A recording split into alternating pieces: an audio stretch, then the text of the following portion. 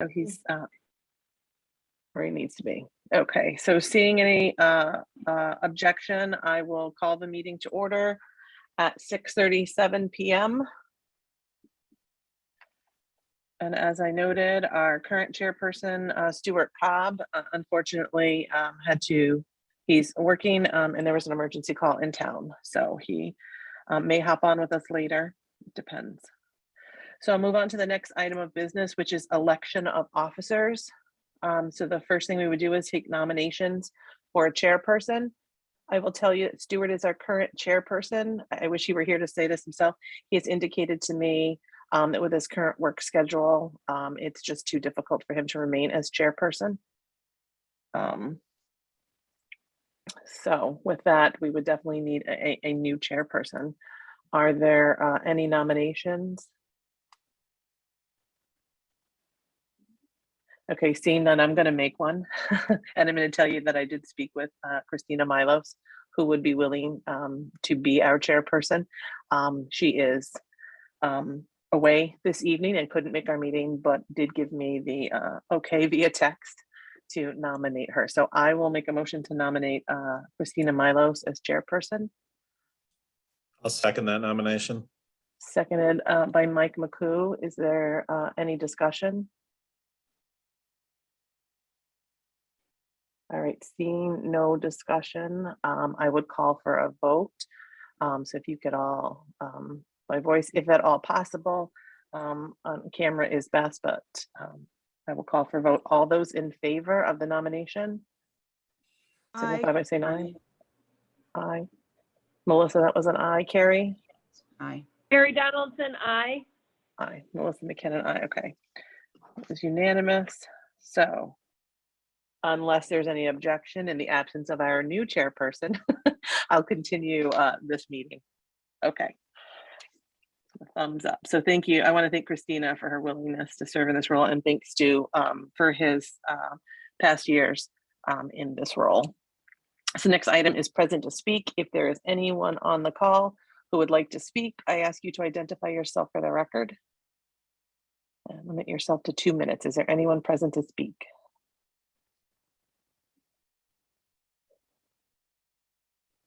All right, seeing none, I'll move on to the next item. Status report on our fiscal year 21-22 completed and open projects. Everyone should have received a copy of the past year's plan and the projects. Coming through the packet. If you didn't pick up your paper packet, if you printed one out, just let us know, Kelsey. We'll keep them waiting. Otherwise, there is a printed packet in the town office building for you. Ooh, this is very tiny writing. I will talk to you. I will come get mine. I'll come get mine. I just haven't been there yet, but I have it on my screen. Excuse me. Is that lost my headphone? Okay. So I will speak to the town projects. Currently, there were 3 public works vehicles, a dump truck, an F-350, which will be the director's new vehicle, and the F-450. The new dump truck or plow truck was delivered, I believe it was delivered Monday. We have finished all the financing. Actually, I should be signing the papers for the lease tomorrow. Check going out, and the truck is here and ready to be used. The F-450, correct me, Troy, if I'm wrong, is the one that's on order, or they're both on order. The one we expect by end of month, potentially. Yeah, yeah, by the end of the month. It's at Hartford Truck right now, having the body put on it. So it could Perfect. be, it could be any time, but they said gave it that month time frame. And the F-350. A lot of these things. Oh, go ahead. Oh no, sorry. The F-350, they said it would be either February or March before that would be delivered. Yeah, and a lot of the hold up on the 2 Ford items where they're waiting for chips, and so I think that could still potentially be the hold up on the new director's vehicle. So those are all in progress. The basement concrete floor was supposed to be a LoSiP project. I had asked for funding for that through ARPA. early on, and so we moved that process out of here, so that will free up some dollars within this plan and LoSiP. The audio visual equipment, the same thing, and we're just we're moving a little bit slower on that. Want to make sure we get the right thing, so that too will free up some LoSiP dollars in our new plan. The security and fire monitoring system that went in right at the beginning of the fiscal year, and so that is in place and working wonderfully.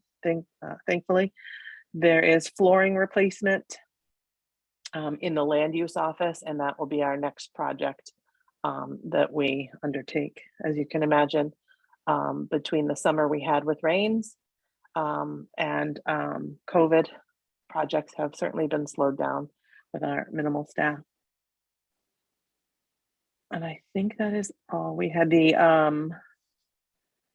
the school building committee had dollars in CIP for consultants, and that moved forward. And so the RFP for that went out. So those dollars have already been spent.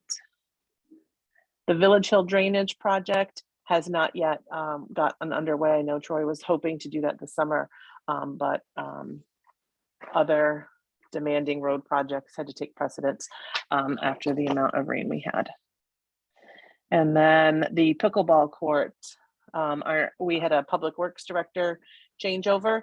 And so our our Parks and Rec director, sorry, Troy, didn't replace you.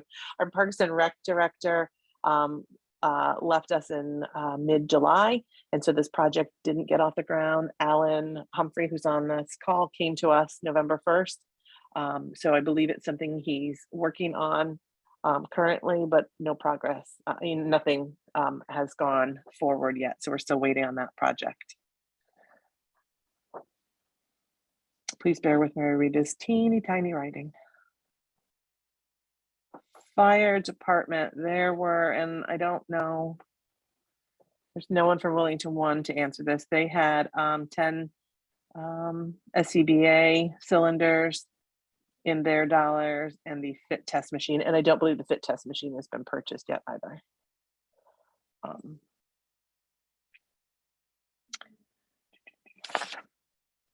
And then a lot of projects were in the school side, and I cannot speak to all of them. I can tell you, I believe one of them was the gym floor resurfacing.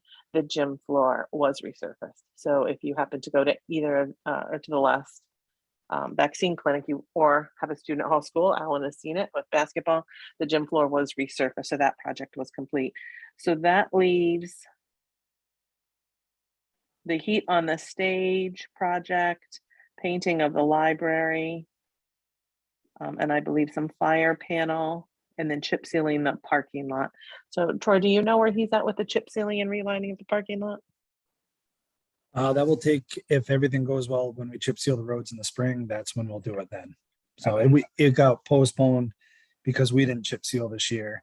So for them to come in to do a little parking like that, they wouldn't, cost effective wise, they wouldn't do it. So that's the reason why it got postponed. And the last items in this current year one of last year's CIP plan were the dollars for the purchase of the Talmadge property and their grant. So they did, oh, Carrie, welcome back, welcome. Those did all go through. We moved forward with those at a town meeting. The grant was applied for, and we are just now waiting for the state to move forward with the grant. So that is an update on all of the 2021-22 completed and open projects. Any comments or questions? And Karen Ann and Melissa, I should have started with welcoming you to our committee. At any time, if you have any questions, don't hesitate to, raise your hand, ask a question.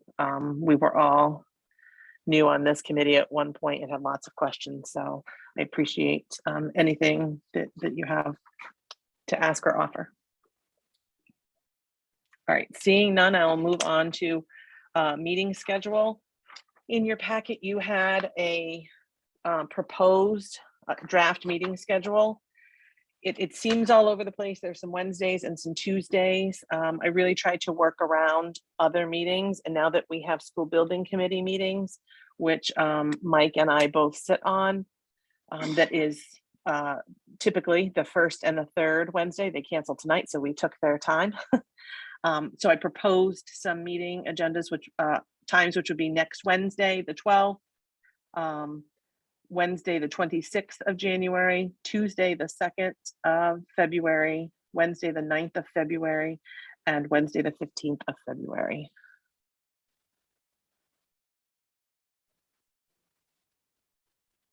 Is the 9th of February? That must be an in between. So I'll make a motion to accept the meeting schedule as presented. Second. Seconded by Mike. Any discussion? So for those that are new, typically we will hear all of the projects presented. And then once that has been done, we will start working on the overall plan. You'll be looking at a spreadsheet of everything in a plan, and we kind of start moving, discuss what we think needs to go in the plan. If they're just projects that we just don't think can happen in the 5-year plan this year, and moving things around to fit the budget that we believe that the town can sustain in year 1 and years 2 through 5. Year 1, those dollars affect the current year's budget. Some are off budget, whether they come from the reserve fund, whether they're funded by LoCIP, which is the local capital improvement plan, and those are dollars we get from the state. If they're funded by Fund 17, which is usually for our fire apparatus and needs, or if they come out of 930, which is an actual line item in the budget, and those dollars are actually voted on at referendum with the rest of the budget by the townspeople. So we work things on and off budget to make sure that it's sustainable for taxpayers. Right. So the motion was to accept the meeting schedule. Is there any other discussion? Seeing none, all those in favor? Oh, Melissa, do you have a question? Okay, all those in favor? Aye. Aye. Aye. Okay, no one opposed. Unanimous. All right, so we'll move right into submittals by some groups tonight. And first up is Parks and Recreation. And Alan Humphrey is our current Parks and Rec Director. I believe he is here to present the one request that Parks and Rec had. So Alan, I'll let you have the floor. Thank you. You're welcome. So the project that Parks and Rec would like to do is to improve the outdoor workout area at the River Road Athletic Complex. What we mean by that is there's an area down there that has about 6 or 7 outdoor workout machines that are in the ground. And we would like to build a pavilion over that workout area. Some of the reasons why, most of the reasons why are weather reasons. Surprisingly, on sunny days, the workout area is almost unusable because the sun is so hot that it turns the machines extremely hot as well. So it's difficult to use the machines. And obviously the rain is also an issue. So if it's not great weather, raining, misting, whatever it might be, nobody can use the machines on those days either. Putting the pavilion up over the machines will also increase the lifespan of the equipment, protecting them from the elements. It will also, I believe, help stop a drainage issue on that specific area. If anyone has ever gone there after it rained, the workout area itself is almost flooded. You can't even enter the area or else your shoes are going to get soaking wet. So I'm thinking that the pavilion might divert the water away from that area. And the last couple reasons why we would like it is it's a potential renting opportunity to bring more money in. So it would be able, people might look at it more attractively and want to rent the space as they would a court or a field. And we could bring in money that way. And there really is no impact on the yearly budget once it would be built, just to apply stain to the wood every couple of years. Total estimated cost was given to me by a member of the Parks and Rec Commission, who is a contractor. He gave me the total of $20,000 to build this pavilion. And lastly, the project rank, we realize that it is not a urgent project that would need to be done. It's not even needed. We classified it as desirable. So something that we would like to have, which we think would benefit the park and bring more people in, but not needed. Great, thank you, Alan. Any members have any questions or comments, Carrie? I do. Hi there, Alan. Hi. You can hear me, obviously. I don't need to ask that question. I love the idea. I love Parks and Rec. I'm always like, yes, on any Parks and Rec grant. I have a couple questions. The first one being, yeah, like that area is sort of low lying. It does get a little bit marshy when it gets rainy or during the spring melt.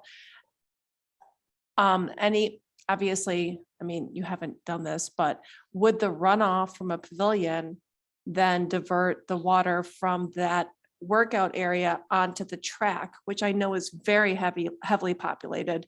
Like that workout area, I think is sparsely populated, but the walking track, people use that all the time. Is that something that would then be, impacted by the runoff? So I can't answer the question. I'm not an expert in it, but I do believe that we might be able to put some sort of a gutter system on it and kind of divert the water where we want it, which would be away from the track. So I can't promise anything, but I think that might be a solution to help alleviate that situation. Sure. And then would that be over the estimated cost on the grant proposal? I believe it would be in the estimated cost. Okay. All right. Thank you. Mike? Do you know if this particular plan includes any lighting in the pavilion? It does not include lighting in the pavilion. Okay, if I could just offer a thought, at least, for security purposes, I think lighting should be at least considered. And the only reason is that there are some areas, people walk, especially when the weather's a little warmer, people walk towards dark and into the dark. And since the lighting has been added to the park, it's increased the evening usage a lot. But that's kind of a far end down there. And the people walking the loop are more out in the open, except in sort of the far corners. And it might make people feel better looping around that far end, not worrying if, there's this sort of dark sheltered area that they have to go behind on the walking path, but it's just a thought. Thank you. Anyone else? Okay. All right, so we will, Alan, thank you. And again, you don't have to stick around. Okay, thank you. You're welcome. Thank- Have a good night. thank He's you, gotta Alan. Get to Yeah. basketball. All right, so we're gonna move on to Public Works. And as you can see in your packet, Troy has many requests. Again, this is a 5-year plan, so we're gonna hear items for year 1 as well as years 2 through 5. And just because it was requested in year 1 doesn't necessarily mean we won't maneuver it around as we go. So Troy, you may not have them in order and you have them printed, but I'll just have you start and Troy will go through all of his requests. Usually the bulk of the requests come from Public Works and the schools. Okay, well, we'll start with the bucket truck. Last couple of years, it was taken out. I asked for like $100,000 for a new or used bucket truck. I don't think it'd be $100,000, and I kind of want to explain a little bit more. We've had a lot of tree issues. This doesn't mean that we're going to, cut every tree down in town ourselves. We still need a contractor. There's too many trees. We're not a professional tree service. I'm looking more for like a smaller bucket truck, something like even like the utility company has, where we can trim the height of the roads up. Doesn't mean taking huge trees down. We can take, sometimes we have hangers from a storm where we pay a contractor where we can reach. So that's one thing that I feel that we could use. It doesn't mean that it's going to be $100,000 truck. I've talked to some other towns. They buy some stuff on auction very cheaply as long as the bucket's certified, and it's worked out very well for them. So that's where, I kind of see a need for this. It was taken out, like I said, the last 2 times, but I do think there is a need, even for trimming trees around town, especially we're having a huge problem with the emerald ash borer and some trees we can take down. So that's what I got there. Go ahead, Mike. Quick question. As you mentioned, we've talked about this a lot in past years, and one of the challenges I know for you, and now you've been here a couple of years, you're getting a better feel for the kind of work you guys have. And of course, the work's been changing as well with the trees. How do you see your ability to staff this? Because as you're adding equipment that gives you new capabilities, you obviously have a strain on where you can send. It's the same conversation we've had in the past 2 years about the excavator. If you're going to buy an excavator, do you have the staff you need? With this truck, would you also end up needing staff to direct traffic and things like that? Would it tie up your whole crew? I'm just kind of trying to get an idea of how effective it will be for you. I mean, I think every tool can be used no matter what, Sure. Do I say that we're going to use it every single day? Absolutely not. Wintertime is a perfect time. Things are a little slower. We can't work out on the roads, so I have more of a crew to go trim trees. As long as it's, we have been very lucky this year not having a lot of snow where I can send out a crew of guys. The trees are hitting, the truck tops of the trucks, and Yep. stuff like that. So that's where it would be more or less used for. And sometimes it'd be used in emergency situation. A few months Sure. ago, we had a top of a hickory tree snap out. I ended up having to call our contractor in, so we had to pay him overtime, to come in on an evening to take the tree, where if we had that, we could have done it ourselves. Staffing issues, I've always said we could use more help. But it's, sometimes 2 guys can go out, even if we threw the brush off to the side of the road, and then came back with a full crew to chip the brush, 1 guy can be in the bucket. I say it very well. Look at Asplin. They're out there with 2 guys or 3 guys, working on the sides of the road every day. So it's not, a huge thing. For traffic wise, a lot of our roads, if we were going to trim out a road or something, I could close the road down for the day and just do local traffic only, where it eases up. But once again, we're not going to take down huge trees where we'd have to close the Right. road, block it, do stuff like that. This is more Right. trimming trees, people have some complaints, sightline issues. That's where it would be more. I agree that just the general road clearances have been encroaching year after year. I know the fire department has reached out to Public Works many times over the last few years, saying that they're smacking the tops of the fire trucks, and I'm sure the school buses complain. And Yep. So the other question would be if you're, if you're kind of moving around your various different work as it comes up, you're putting this truck to use. Do you see any savings on the contract tree work?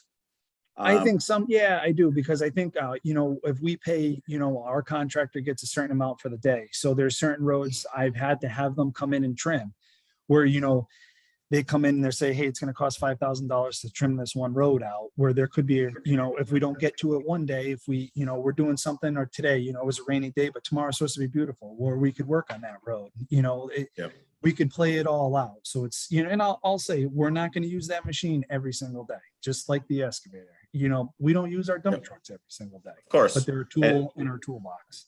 Yeah, and last question, do you have anywhere to keep that under cover? Because I think you're kind of maxed out on covered space, right? I would, at this point, I would have to say no.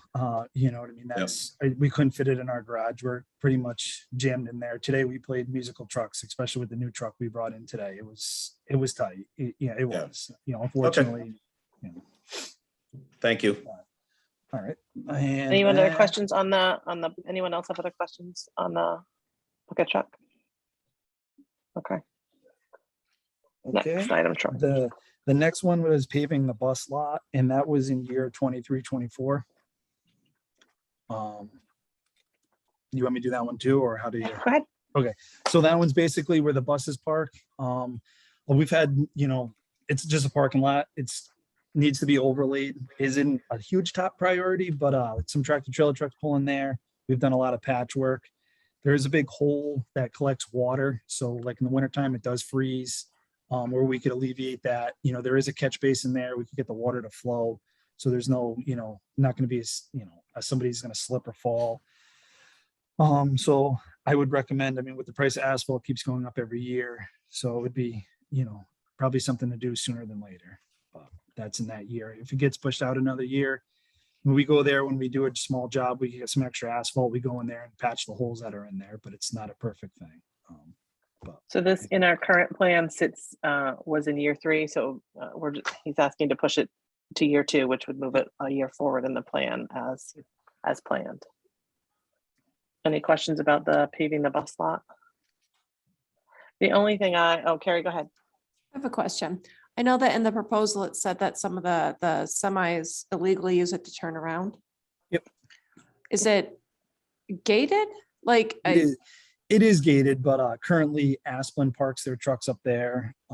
The school, we can't have it, so it's gated all the time. They pull in there during the day when the buses are running. So it's not one of those things where a bus driver is going to get out, close the gate, do it. We've locked it at night, but then they're not going in there at night. It's during the day. I've watched trucks pull in there myself during the day.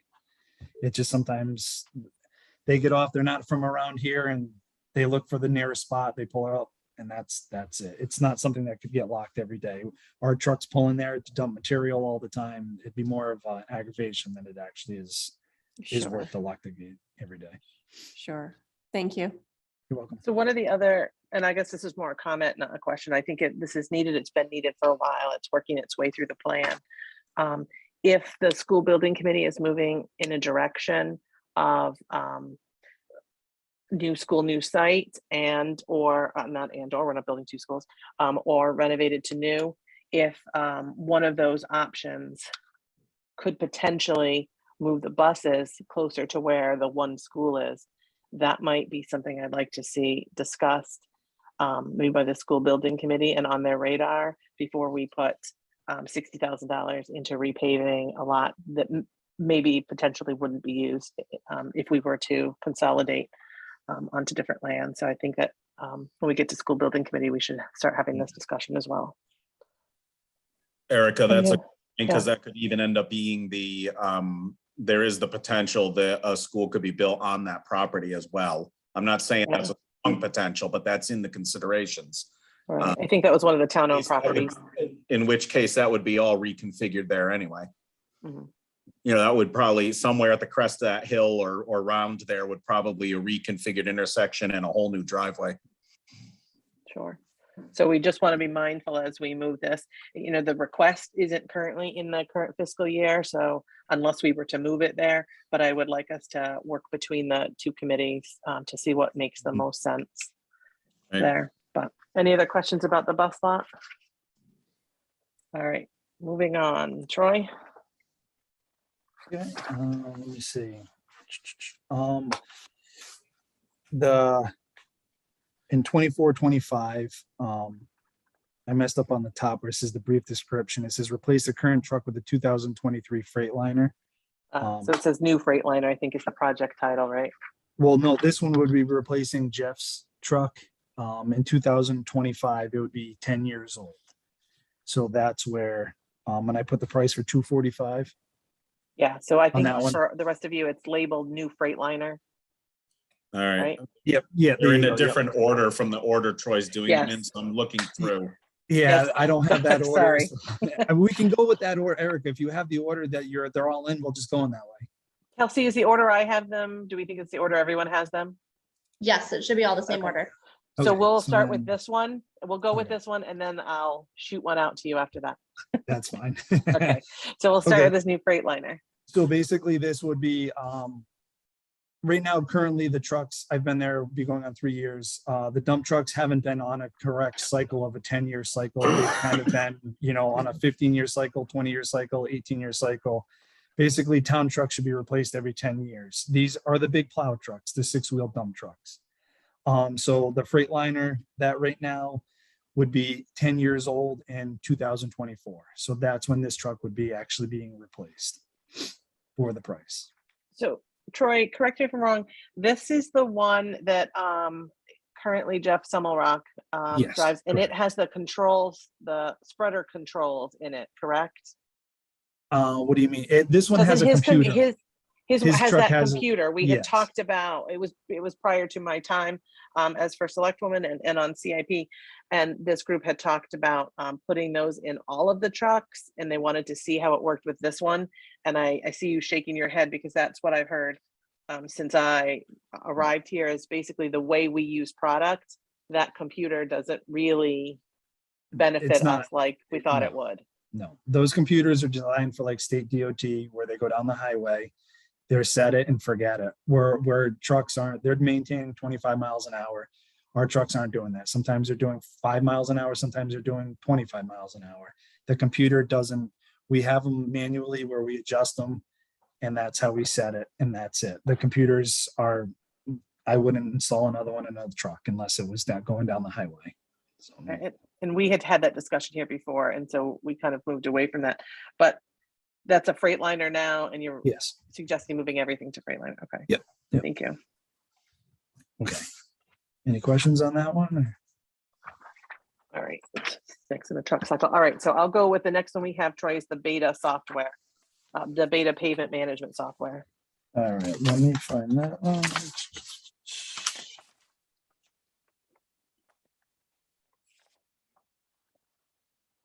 It's my last one. Okay, so this one is, Erica sat with this too. So this is an asphalt, this is a pavement management software, basically. So I come up with a road plan with the money that's given, in our budget, in my public works budget. I spoke with Erica a little bit. Erica sat in on this. This basically is a company, it's an engineering firm that comes out and they scan all your roads. They tell you what's wrong with the road, a detailed list. It comes all down, it's all on a computer. They put it on a format for you. So basically, if I come to you and say, hey, listen, we need $1 million to pave these roads.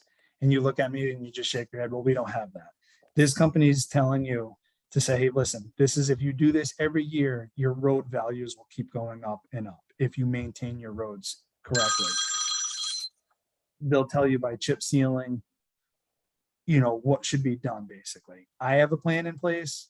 Maybe people don't believe what I have to say or whatnot, but this is a professional engineering company. This is what they do for a living.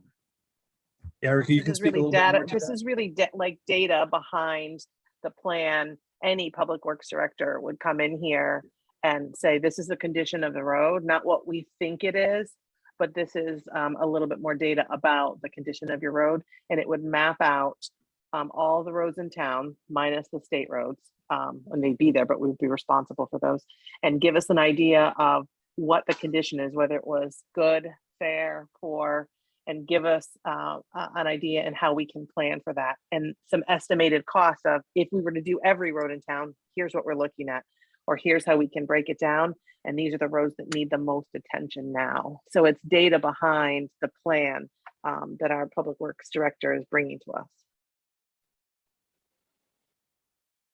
Questions? Mike? So Troy, I think the potential value, if I understand what you're saying, is that they could basically give you a prediction of the amount of money you should be putting into essentially preventative maintenance. So that you can maintain a certain level of condition, and if you go below a certain amount, you're going to be in declining, degrading conditions, or you could go above this certain amount and you would be in improving conditions, right? So we Correct. They're 5 gonna years, gi- 10 years, whatever. they're gonna give you like a road analysis, basically. So they could say, hey, the town of Wellington right now is at a 55. And if you were to spend, say, $1 million a year for the next 5 years, your road value will go up to 70.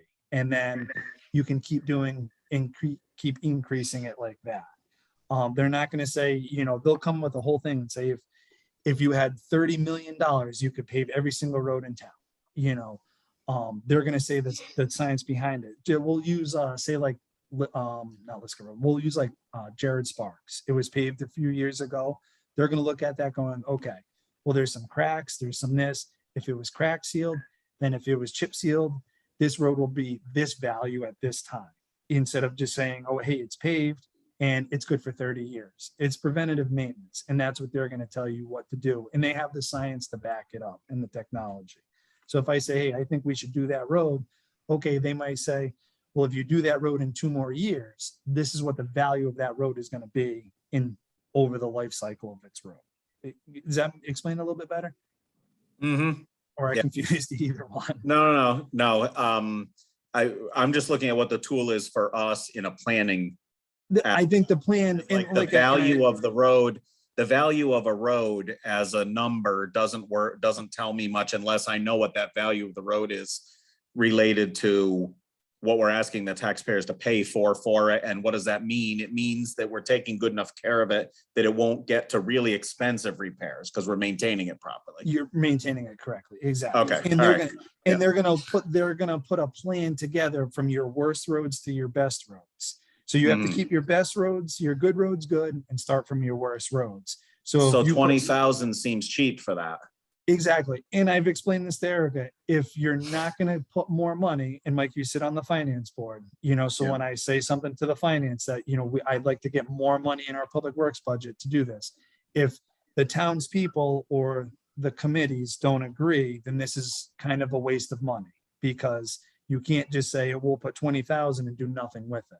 There needs to be a number to say, hey, we're willing to say, hey, this year we're going to put 5,000 or 500,000 into our roads. Next year, we're going to put 600,000. The following year, 700,000, and keep going as that. And I'm just using those numbers as base numbers. But then that's where it will keep, growing. And their company comes in and they're going to explain that to you. And they'll do a presentation with it. Yeah, the presentation they did was very helpful. I will say that the impact on the operating budget of this particular software item doesn't exist. The only cost is for them to come in and scan the roads.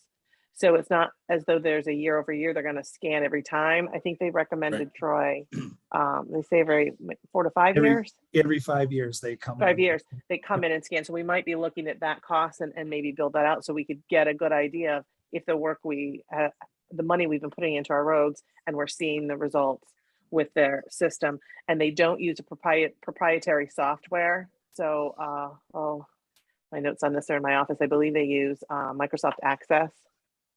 So it's something that we can have and maintain in Database. that. Yes. And so we don't have to purchase their database. So there's no recurring costs within our operating budget for that. And once Troy- if it was, if this did happen this year, once they're all done, they would come in and, talk to the finance or talk to the selectmen or whatever they had to do. We could have a public meeting even for anybody, and they would give a presentation on what their findings are so everybody's on the same page with it. Could be how big of a meeting ever you wanted. That's part of the deal. That's really important. Was it Carrie or Karen Ann? No, it's me. Sorry, Carrie. Troy, did you mention, I don't know if I zoned out, other towns around here that use the same software? Like, is there any place else? Yep, there's quite a few towns.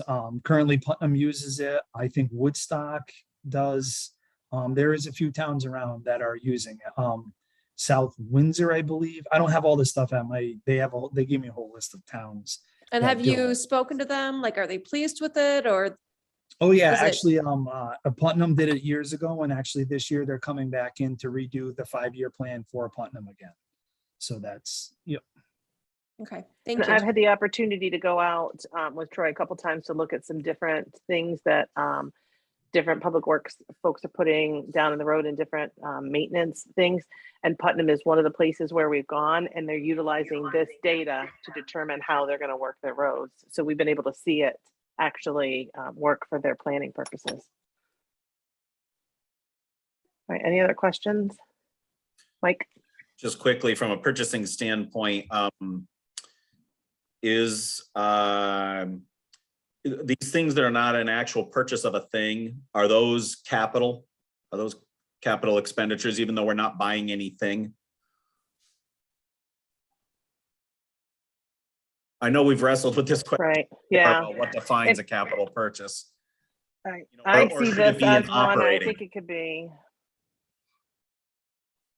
I mean, that's really subjective to this board. I see it as a capital purchase. But, Okay. you know, that could be, We can that could be debate this debated. more later. We could debate There are a this as we couple go other, through. there are a couple other items tonight that invoke that same question, actually, so. Okay, Okay, thank you, Troy. so salt shed reconfiguration. This is annual, as Troy, go ahead, Troy. After you talk about this, I will give you my update on where we stand with this forever. Questions? Yeah, basically, I mean, I kind of walked into this, I guess it's been a project that's going on for quite some time. So, I mean, once again, you know, for this year or for 23, 24, you know, put in for 500,000. We have a very small salt shed at our public works garage. Basically, we can fit about 200 ton in it. And the other day when we had those storms, especially these ice storms like this, we're using a lot more material. Where if we had a larger salt shed, we could actually, you know, divide it up a little bit. Right now, we've moved over to a treated salt. So, you know, if I had a bigger salt shed, I could have pure salt, treated salt. We could play with it a little bit differently. So I think there's a value to this. Our salt shed currently now has got a lot of cracks. It's an older building. It's, you know, it's seen its life, but it still works. But I would, you know, I would say this should be one of our projects that should be completed. So backstory, when I came on board, the salt shed reconfiguration was an item in CIP. My predecessor had begun asking the state to reallocate some steep funds from the Turnpike Road project. After 2 years, we actually got the okay to reallocate those funds. And for 2 more years, I've been asking, can we actually get them now? And then COVID happened. And then they started a smaller steep project. And once again, I reached out to a couple of folks over there to say, it's great. Can we actually get a contract? Can we start working on this? And needless to say, we're still getting the runaround. Supposedly 345,000 and some change is still available to the town in a steep grant to move forward with this. As you can imagine, that was 2017. We were asking for 345,000. The cost of everything has gone up. So I would suggest that we try to apply for a new steep grant if that opens up. And still, I'll be fighting very hard to get the 345,000 that had already been promised to Willington, but we haven't actually moved forward with. So we're looking at a difference of, you know, a small amount of money, but I think it's very needed. Any other comments or questions on the salt shed? All right. Village Hill drainage. Oh, sorry. Appreciate it. Oh, sorry. I'm Karen. so slow. I'm so slow. And I stopped looking at the screen, so my fault. No. So the new salt shed, does that include a new location? Does that include all the NIS? I mean, is it just literally building a new structure where the existing salt shed is, or is it a brand new site? No, it would be a brand new site, but it would be behind the Public Works garage off to the side. That's where it would be. So it would be on the same location where our garage is now.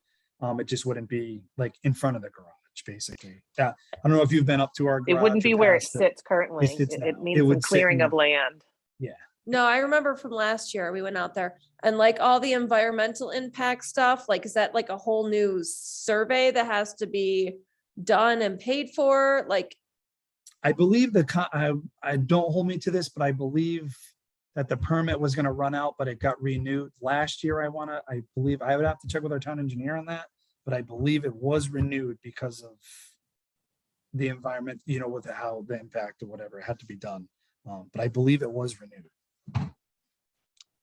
Okay, Well, so, that'll be a question we'll try to get an answer for, Carrie. Yeah. okay, sure. Cause I mean, I know salt, I mean, that's not a nothing Yeah. thing. That's, No, I Pretty mean, important. it would be put in, it was designed to have like the water separators put in and all that stuff. So it leached out retention ponds where it would go. Like that was all designed into part of the plan. So the plan wouldn't change like landscape wise when they cut the trees, level the site, all that stuff was already put into the plan. okay. And in 2017, it was just about a shovel-ready project. But then the state. So, but again, we started asking for real allocation of dollars, so. Okay. All right, we'll move on to Village Hill Drainage. You have it listed as phase one. I guess since we did phase one, I'd call it phase two, right? Okay, Bill, let me try to find it here.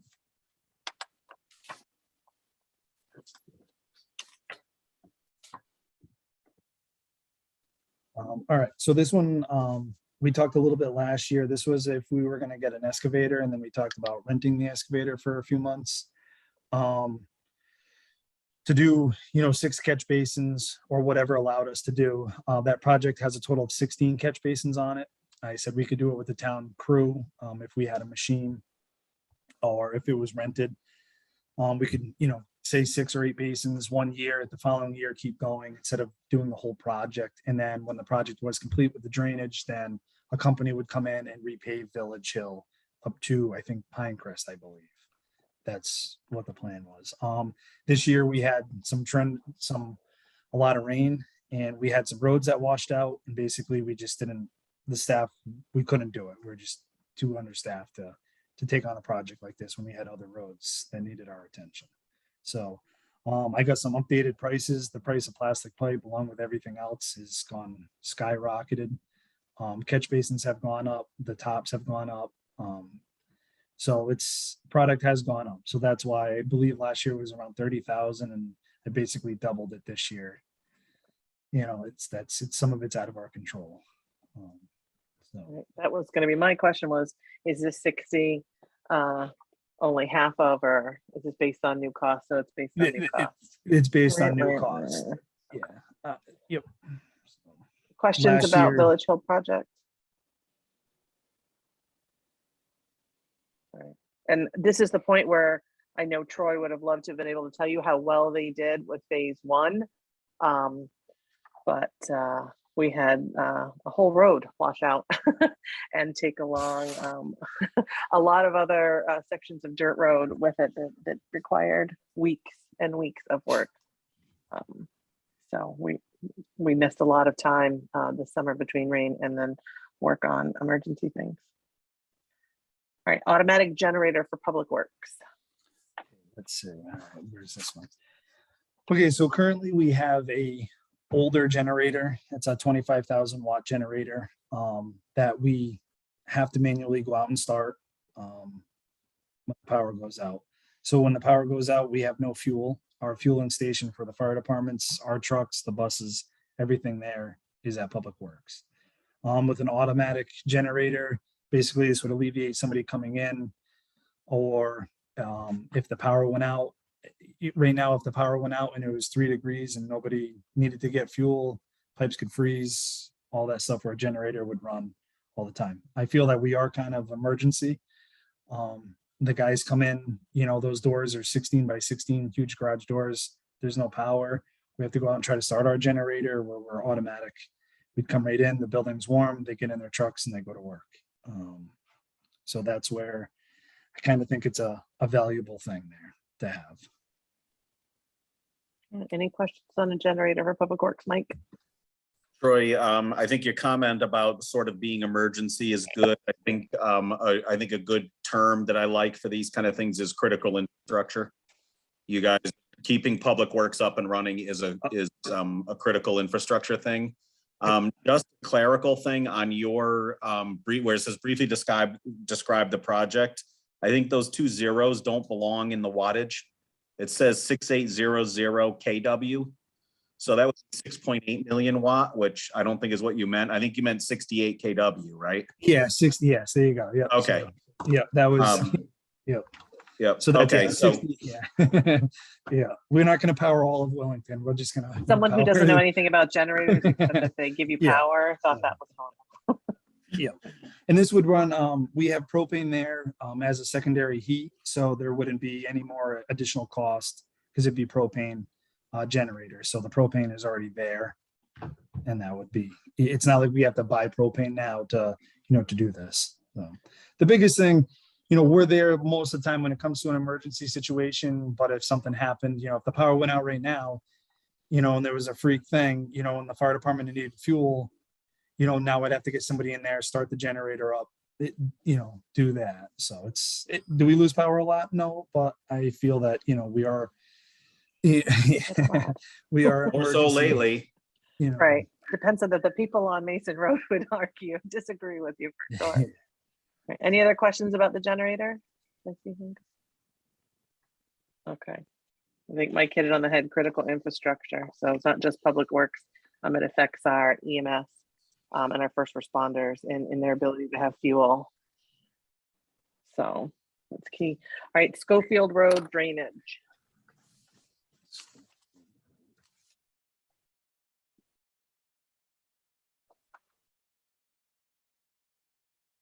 I don't have one. Oh, right here. Okay. There we go. Schofield Road. I get this has been a project since I guess the 1990s. So it's one of those things, I guess it keeps getting pushed along.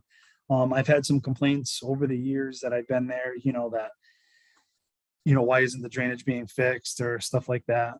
There is a few spots that the water actually runs behind people's houses. It is a big hill. Water does run down it.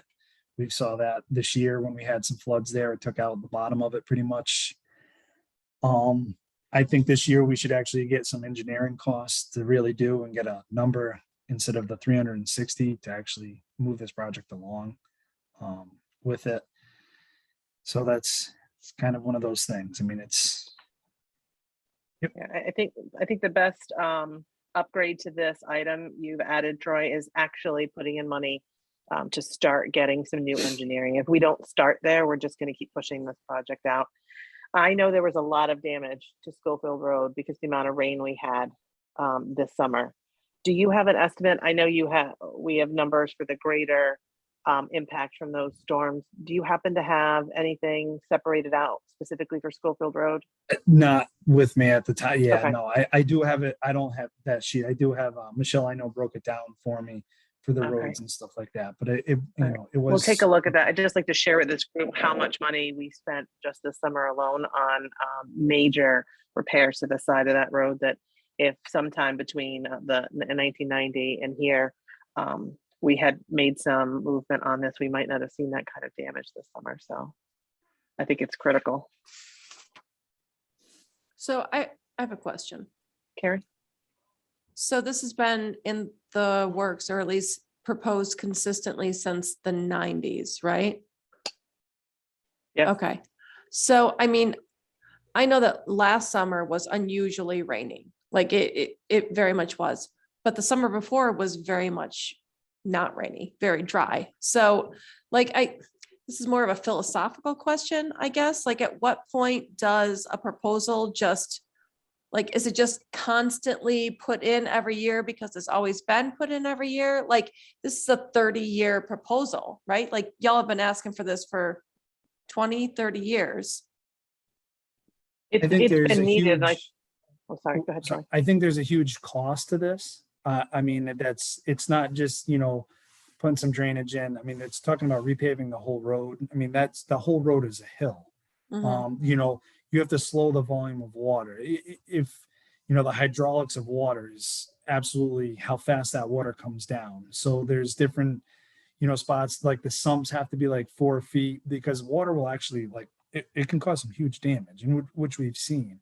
So I think there is some spots where that water needs to be diverted off of the road. They can't just send it all the way down the road, because the pipe underneath coming across 32 wouldn't handle that much volume of water. Right now it's leaching off halfway up. It's going into this one's yard. It's going into that. So I think the engineering part of it, there's a huge cost added to this. It's just not throwing a couple catch basins in and calling it good. Yeah, Carrie, to your question, I know when in 2017, when I came onto this committee, I asked something similar and why is something from the 90s still sitting here? And what I got from folks who had been around this for a long time, everyone knows it's needed, but it just keeps getting pushed down the road because of its cost. And one of the big question marks is, where do we put the water? So once it comes down the hill, where's the water going to go? We hit Route 32 and then you go down towards the river. And that is probably one of the biggest question marks. But if we don't get some engineering to figure that all out, we're just going to keep putting this there. And then the people who live on Schofield Road, whose property are continuously impacted by this, we're doing an incredible disservice to. So I don't think it's just because it's been on the plan. I think it's on the plan and no one really knows where to start with it, and the expense of it, the incredible expense of it, and how we work the plan. And having done this one year, you can see where just mathematically it kind of gets pushed out. And why I think we started talking the last couple of years about potentially bonding to do some of these large projects. But there's a lot of question marks as to, once we get down that hill, where's this water going?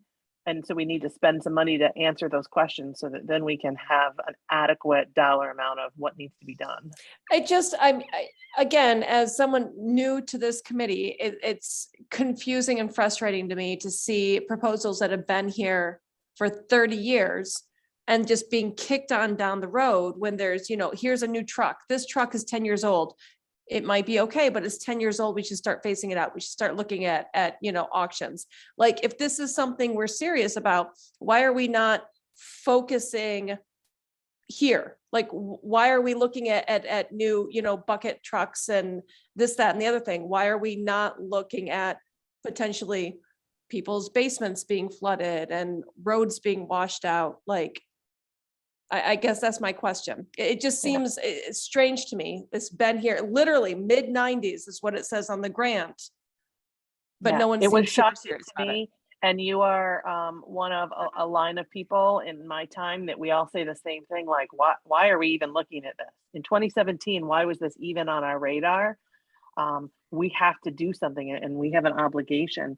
So to your point about some of the other things, every year we have to juggle what is the most important right now, and what can we afford right now. And I think at some point we have to say, we're going to need to start bonding some things to pay for these things that we've pushed down the road. And this might be one of those. All right. Any other questions about the Schofield Road?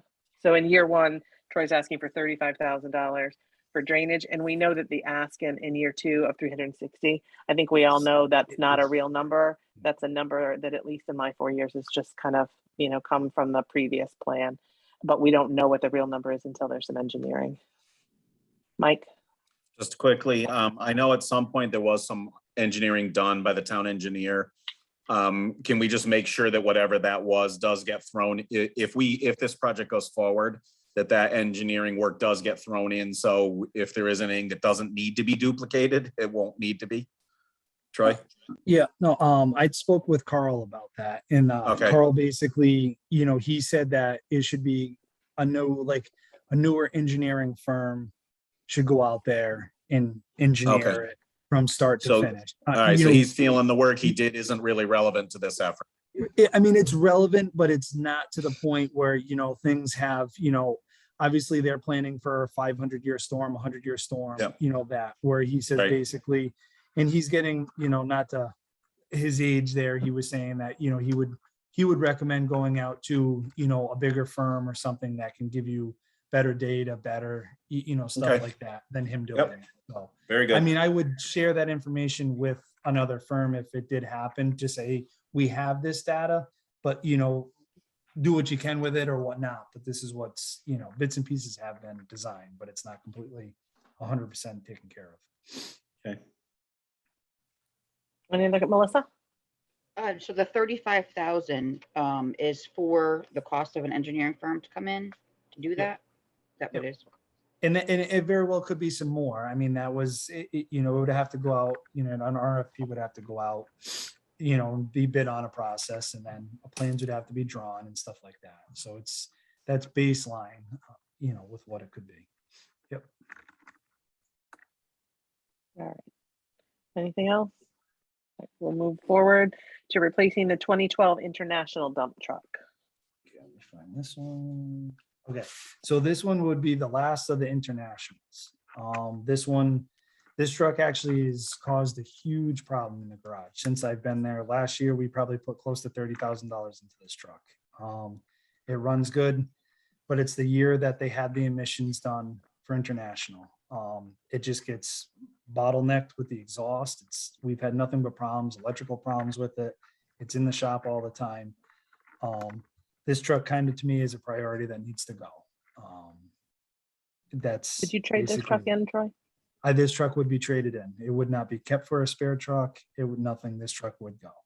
Do you think we get more money in the trade-in versus selling it outright? It would try Wow. both ways, to be honest with you. Freightliner was there today and I asked him to give a quick price on it. And he goes, without really taking it to our garage, looking at it, and then Don't look going at through it. He can't just give a price. It might be better to sell it outright. It depends. I mean, they would give us that option. They could always give us an option of this amount of money. And then we could try selling it outright and then they just take it off the price, with what money we have from somebody buying it. And I know, Troy, you've, we talk regularly about where this truck is at, cost-wise and when it's in and out of the shop. So when for instance, last year we went out and looked at things. If you were to look at this truck, what you're seeing that's wrong with it isn't something you're going to visually see. It's the mechanics of this truck have just been a nightmare and costly. And lucky for us, last year as well, we didn't have a lot of snow because the amount of time this thing was off the road would have been really a detriment to the town. Pretty much all summer it was at the garage having some stuff worked at. It was, and I understand that we've gotten 3 new trucks this year. But if those trucks were replaced on when they were, we would have basically only been purchasing my truck at this time, would have been on a 10-year cycle. The other 2 trucks are replacing 2 16-year-old trucks. So it's not that I just want a new truck every year. After this, you probably wouldn't see another new truck till 2025 to So replace. this one's another snow plow? Yep, this is another big snowplow truck. Yep, 6-wheel And- truck. But it's used for other things off winter season. Yeah. Okay. And it is a lemon, it doesn't work or? No, it just international. It was their year when they put all the exhaust stuff on it to make, the exhaust, and they wrecked those trucks. And they've had nothing but problems with that truck ever since. It's an international problem.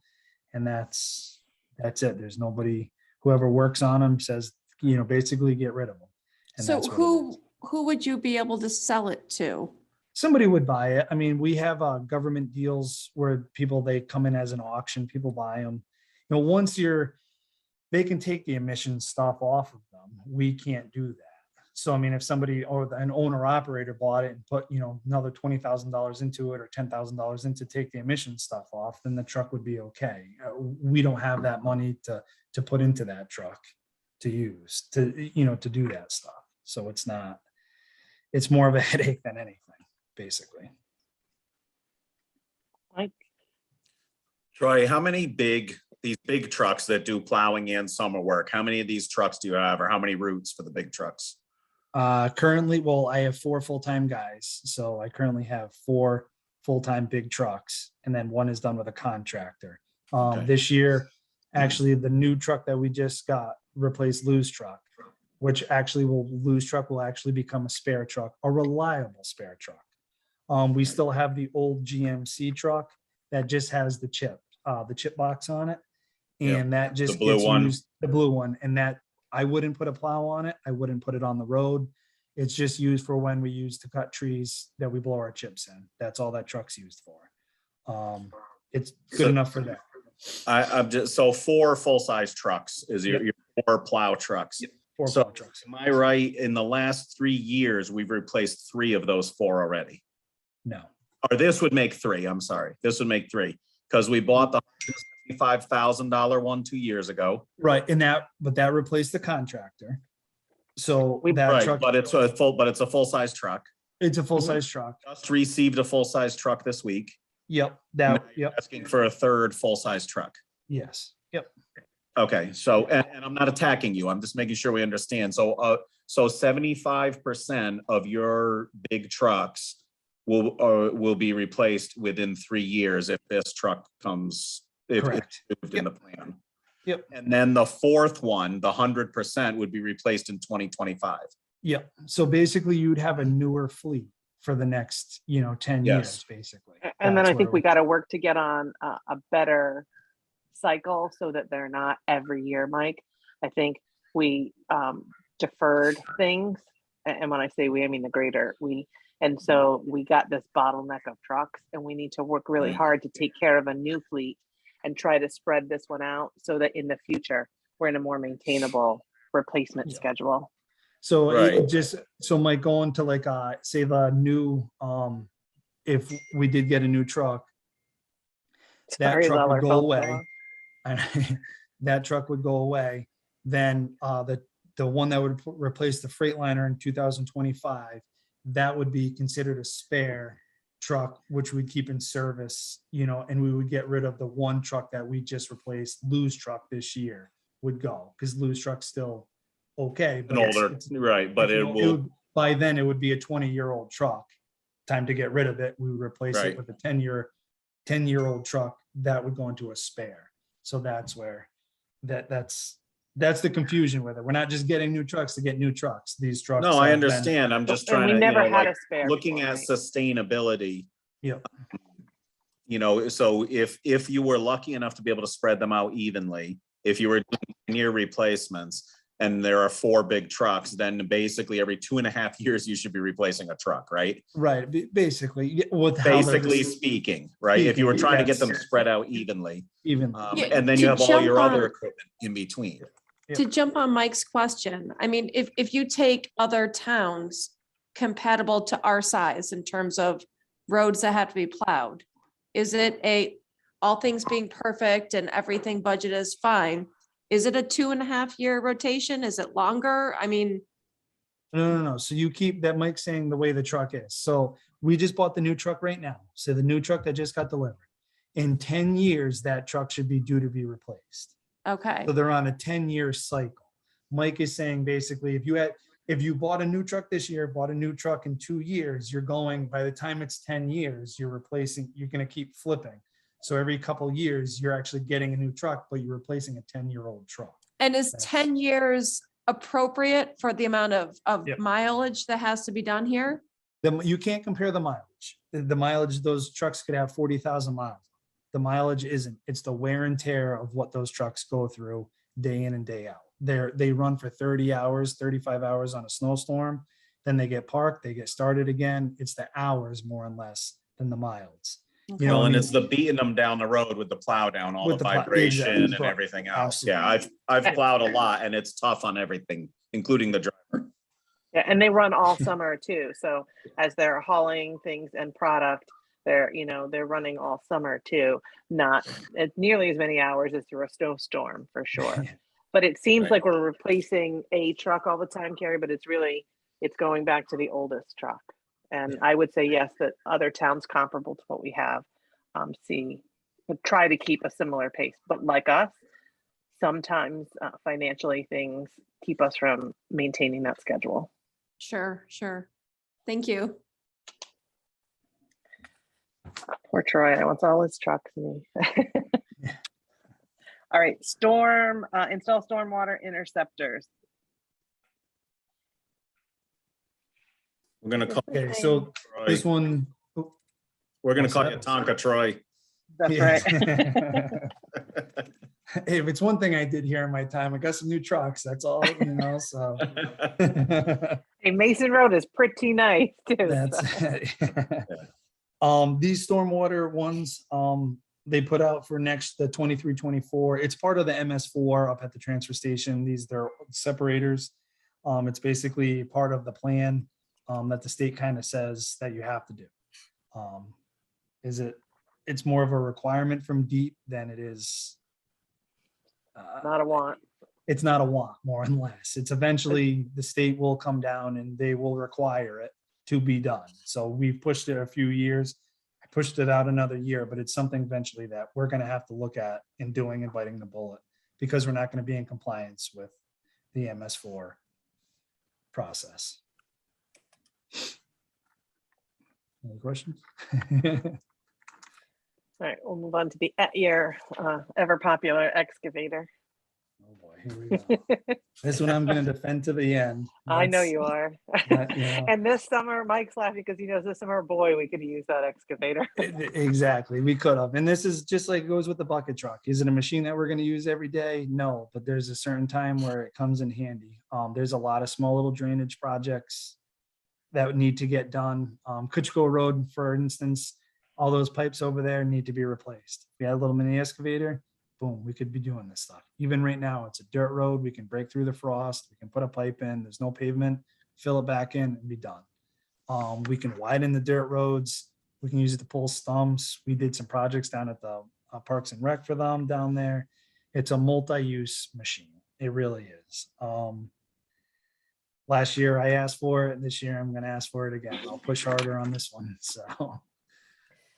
Can I throw in, you often hear me, in lots of ways, we're compared to the town of Ashford. We're like size, in many, many ways, economic base.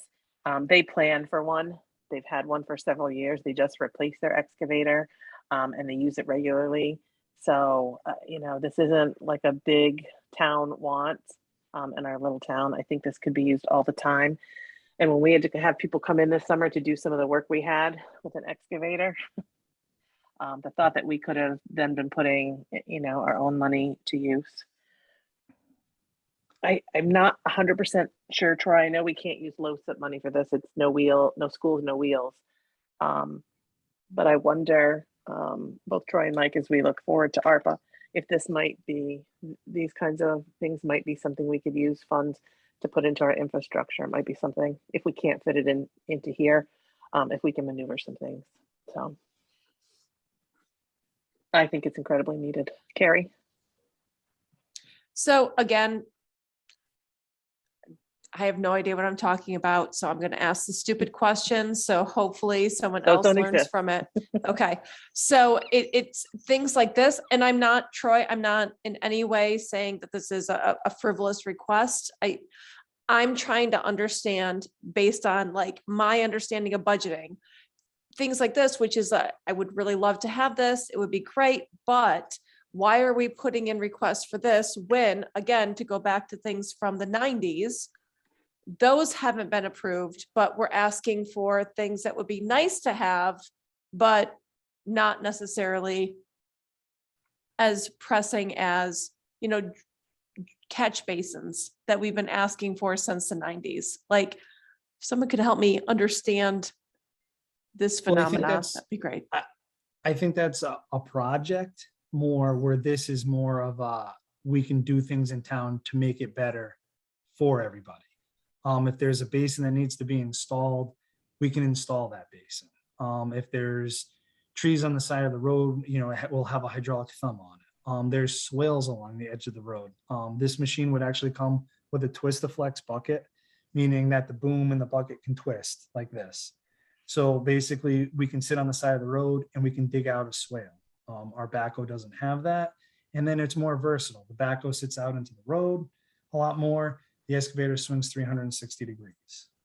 So there's a multi-use with it. And I know we haven't done those projects, but we're looking at a very small amount of money which we could save in the long run doing these projects versus, I think we're comparing like oranges and apples more or less. This is a road project. Sure. versus this is what we could do with the machine. Like, I think my problem is I'm understanding that we have a finite amount of money in the capital improvement fund for each year. Am I right in this? Mhm. There's a finite amount, and we have to figure out how to parse out this particular year's finite amount. So I guess my question is, why are we parsing it out? Like, here's a big project that's been kicked down the road. Why are we not consolidating funds to get this project done versus, this is arguably a much smaller price tag thing that would be great, but still doesn't help us with this bigger thing. I'm going to shut up now. So someone No, can, I think that's all great, Carrie. And what you're saying is right. And Troy's role is to bring us what he thinks he needs in order to maintain the infrastructure of the town and then get the work done. So he's brought the two projects to us as committee. CIP committee's role is to decide whether or not we can do all of those things. So his role is, yes, tell us what you need. Then we have to decide whether or not we can afford them and how we can make them work into a plan. I think it's incredibly irresponsible that year after year, those roads haven't gotten done. But we started talking last year really seriously about moving forward with these projects. And Troy really brought to us that if I had this excavator, I think we, our own public works, could do some of the Village Hill project that's been there since the 90s. Instead of kicking it down the road, we can start to chip away at it if we had more tools at our own disposal, and we could do it at a lesser cost. So he's trying to bring us things that he feels like he needs to maintain the infrastructure and the capital things that we have here in the town, as well as the projects that need to be done at the same time. So he's bringing us his balance, and then we have to figure out how to put it all on the scale. Again, no, Mike. that makes sense. Yeah, thank Okay. you. You're welcome. Carrie? No, Mike. So, Troy, you know, this is one of the big topics for me. And one of the reasons that I really care about this is I really think this is a good idea. And I know I've said that to you last year. And the challenge for me is when we're trying to figure out how to tie up taxpayer money. And to me, and I'm not advocating that I think, so I'm not making a recommendation that you need to hire more people. But what I'm saying is you've got all these resources and you've got all these tasks. You have a lot of tasks, more tasks than you have resources for, right? And those resources are either dollars to hire a contractor, or those resources might be tools to do the job like the excavator, or they might be your staffing to operate the machines, right? Or to operate the bucket truck. Yep. So trying to figure out how we're going to work with all those resources, which is why I argued over the last 2 years when you've asked for the excavator to rent the excavator for 3 months when this summer, because you said that's when you could use it the most, and show us that you can make good use of it so that we can justify tying up a larger amount of money to purchase the machine. Because if you're out of people and you can't use the machine anyway, then tying up that amount of money on a machine, maybe the money needs to go somewhere else that makes more sense. That's all. You know, so I'm hoping as we over the next couple meetings debate this, well, my hope had been before we had the disasters of this summer with the weather was you were going to get to rent the machine this year and you were going to come back and say, here you go, Mike, you challenged me on this and we used this many hours and we did this much work with it. And this is what justifies us tying up $80,000 of taxpayer money to purchase the machine or whatever. You know, whatever. We've also looked at it as lease payments and what that meant each year. So that's the challenge for me. I think you should have this machine. I think, you know, I've looked at like the drainage areas on the various roads, newer roads like my road that have designated drainage areas and runoff areas. They have all these, not just the swales you mentioned, but they have these level spreader retention areas. Those aren't maintained, right? Someone's got to get in there and cut all the brush down and dig them out because they're supposed to be getting maintained. This is probably an ideal machine for doing that work. Absolutely. It's just a challenge with figuring out when you need a $200,000 dump truck and you have a good justification for a $60,000 bucket truck and a good justification for an $80,000 excavator, how we figure out where to put the money. Because then it all goes back to at the end of the year when we put this whole budget together and everyone's beating on us at the Board of Finance meetings about $100 and about $2,000 and about 1% increases. You know, we've got to be able to say to the taxpayers, your taxes are going to go up this year for whatever reason, or they're not going up for whatever reason. And if you know, so if we buy Public Works lots of equipment, we've got to be able to say, yes, they need that equipment and here's how they're going to use it. And this is what it means to the taxpayers. Right. No, and that's a valid point, Mike. You know, but you know, renting a machine, you know, that's great. If you look at the rental for 3 months and look at a payment, you're actually spending more money on a rental, you know, than what you are on a payment for a machine. For those 3 months, but you're For making those 3 months. on a lease all year long. Right. But then you're using that machine all year long. So, you know, right now you said with the retention ponds It's a Yep. crappy week out, guys can go clean that. It's Yep. nice and sunny out, we could be paving over there, or we could be doing a drainage problem over there. You know, there is multiple uses. Is it a machine? And how do I want to say? And, you know, don't take this the wrong way. Are we going to use it every day? No. Of course Do not. we use our dump truck every day? No. You know, do we use the roadside mower every day? No. Do we use our grader every day? Absolutely not. You know, I agree. I And understand that that's where, completely. and that's, you know, it's hard where I can't say, well, I'm gonna, for 2 weeks, I'm gonna go over here. And then all of a sudden, now even with COVID, I got a guy out, 2 guys out now. Now I got to rent a machine. Well, come pick it up because I can't do it. Where now I can take my resources and go, okay, well, I got 2 guys. Well, we're gonna go trim brush this week because I got these guys out. It's more of a management thing saying, hey, where can I put my manpower? What can I do? Hey, it's gonna be nice today or tomorrow's gonna be raining out. I can have a guy, you know, digging out the edges of the road because that's what we can do on a dirt road. Nobody's bothered by it. You know, it's raining or it's going to be beautiful for a week. We're going to go work on Village Hill for a week and do that. That's where it is, you know, and I can't say, you know, and I think sometimes I get a little upset because you're like, prove. I can't prove something with renting a piece of machinery. I own an excavator. You know what I mean? I know what I can do with it. It sits in my yard. There's things, you know, but I think that the town, you know, needs to spend a little bit of money to see what we can do by fixing these stuff. I'll use Hockler Farms. There's a huge drainage issue over there. You know, I could rent the machine. If I had it, be like, you know what, this week, guys, we're going to put that pipe in and that's what we're going to do. But now I have to plan. So now I'm like, okay, is the weather going to be good? And I'm going to rent it. No one's going to take time off. No one's going to do this and then go for it. Where now, if I No one's had the gonna get machine, COVID this week. I got a full crew Monday and Tuesday. Guys, this is what we're going to do. Plan on Monday and Tuesday. Boom, here we go. We work 10 hours a day in the summertime. You know, it's hard. That's, you know, where we can do a lot more with that. You know, I don't, you know what I mean? I know what can be done with it. I think at you know, some maybe point we no need one- to hear the constant request. We know that this is a valuable tool in a public works toolbox. And we just need to see the value in that. Karen Ann, I saw you have your hand up. Yeah, I did. You know, being brand new, I don't know any of this, but I'm trying to understand. Last summer, before the weather got bad, it was suggested that this be rented to see if it could be used, but you've never actually rented any. So it Oh, no, hasn't. I rented one this year. We did a drainage project with it this year. We rented one the previous year for, what was it, 2 months? I think we rented it for 3 months, but it was different months of the time. Right. We rented in the month for a summer, then it was towards the fall. We rented it for another month to do Okay, some 'cause- stuff. This year, I'm- Karen, Ann, I'm there was a curious- specific project they were gonna do, but because Right. of, and remember, the new fiscal year starts in July, so that's where the Right. dollars were. And that heavy rain came in July, and Public Works spent the remainder of the summer working on those kinds of projects that they would have done. Yeah, I'm just fixing kind of damage. curious what he has spent over the last several years renting this.